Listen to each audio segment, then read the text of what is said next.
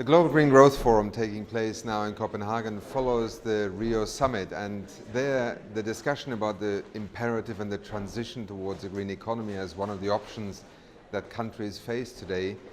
was very much given a boost. And I think we see also at this, the second Global Forum here in Copenhagen,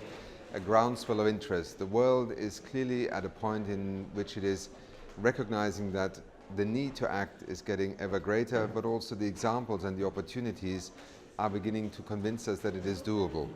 We already have energy revolutions happening, starting here in Denmark, which has been a leader worldwide, but also in Germany, but also countries such as Mexico, Brazil, China, are countries that are now pursuing in the context of a transition towards a greener economy and looking also at the growth models that they pursue as something where they have influence over the kinds of choices they make. Therefore, our ability here with the governments and also the private sector to identify the key public policy arenas in which governments have to provide the right setting, but also where the private sector needs to get the courage and the confidence to invest, is, I think, going to be at the heart and at the center stage of the discussions here.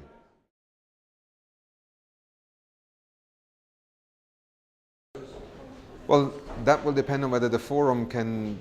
provide a useful convening role, but also a networking platform, and at the end of the day, enable the participants to walk away with more than they came. The fact that the green economy, that the green growth discussions will grow is something that is already evident, and I think they will mushroom in the coming years, simply because in many different sectors, whether it is energy, transport, buildings, urban areas, cities, but also agriculture, and facing issues such as energy security, food security, water security, are issues that are gaining both in momentum and also in terms of economic interest.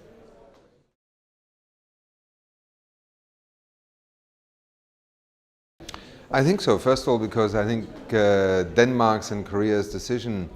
to forge a partnership very early on around this discussion about green growth and the green economy, I think provided an early start. Secondly, you have seen just from last year to this year a significant growth in number of participants and also the breadth of participants that are here. And it is embedded in a larger global discussion that is gaining momentum. So I think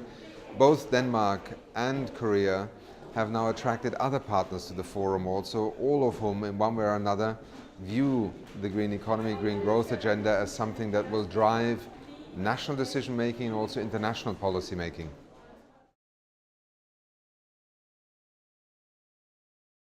Well, absolutely. As Executive Director of the United Nations Environment Programme, I would say we have helped the world through the Rio Summit to recognize that the green economy